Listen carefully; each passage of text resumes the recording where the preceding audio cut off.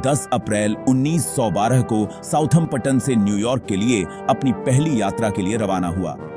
Titanic जहाज 4 दिन की यात्रा के बाद 14 अप्रैल 1912 को एक आइसबर्ग से टकराकर डूब गया, जिसमें 1517 लोगों की मौत हो गई। टाइटैनिक का पहला सफर ही उसका आखिरी सफर बन गया।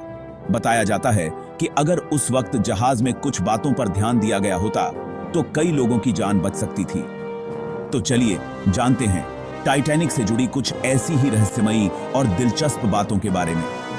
नमस्कार दोस्तों, आप देख रहे हैं प्रैक्टिकल लाइफ। टाइटैनिक जहाज की पहली कमजोरी थी लाइफ बोट का कम होना।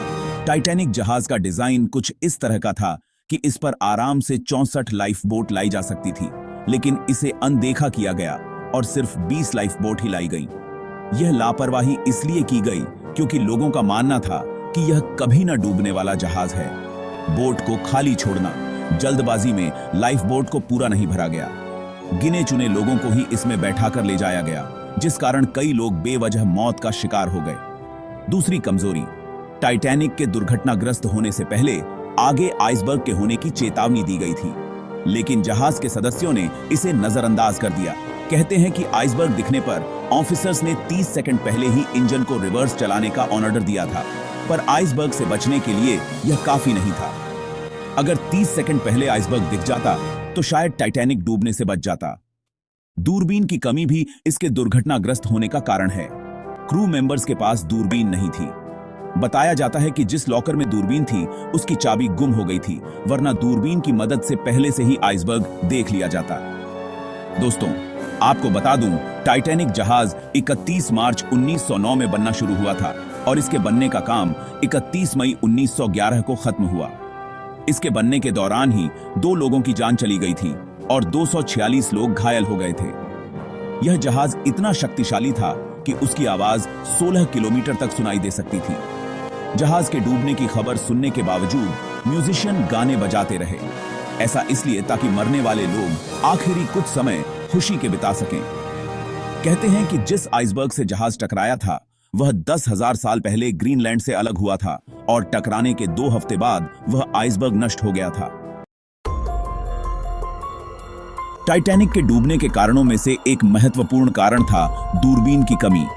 जहाज के लुकआउट क्रू के पास दूरबीन नहीं थी, जिससे वे आइसबर्ग को समय पर देख नहीं पाए। अगर उनके पास दूरबीन होती तो शायद यह दुर्घटना टल सकती थी। टाइटैनिक का निर्माण 1909 में शुरू हुआ और इसे बनाने में 3 साल लगे। यह जहाज उस समय का सबसे बड़ा और सबसे शानदार जहाज था। इसे बनाने के लिए हजारों मजदूरों ने दिन रात मेहनत की। टाइटैनिक को इस तरह से डिजाइन किया गया था कि यह अडिग और अजेय माना जाता था।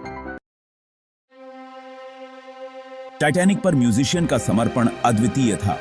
जब जहाज डूब रहा था तब भी म्यूजिशियन अपने वाद्य यंत्र बजाते रहे। वे यात्रियों को शांत करने और हौसला देने की कोशिश कर रहे थे। उनका यह समर्पण आज भी याद किया जाता है और उनके साहस की कहानियां आज भी लोगों को प्रेरित करती हैं। आइसबर्ग विशाल बर्फ के टुकड़े जो समुद्र में तैरते हैं, सदियों से समुद्री यात्रा के लिए खतरा रहे हैं। इनका निर्माण ध्रुवीय क्षेत्रों में होता है और ये महासागरों में बहते रहते हैं। टाइटैनिक के समय उत्तरी अटलांटिक में आइसबर्ग्स का मिलना आम बात थी। उत्तरी अटलांटिक महासागर का तापमान बेहद ठंडा होता है, खासकर वसंत के महीनों में। अप्रैल में जब टाइटैनिक ने अपनी यात्रा शुरू की, पानी का तापमान लगभग 0 डिग्री सेल्सियस था। इतने ठंडे पानी में गिरना, जीवित रहना बेहद मुश्किल बना देता है। टाइटैनिक की निर्माण लागत लगभग $7.5 मिलियन थी, जो आज के समय में लगभग $400 मिलियन के बराबर है। यह उस समय की सबसे महंगी और भव्य जहाजों में से एक थी।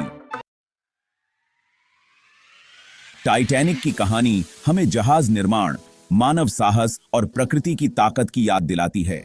इस महान जहाज की यात्रा और उसकी दुखद दुर्घटना इतिहास में एक महत्वपूर्ण घटना के रूप में दर्ज है।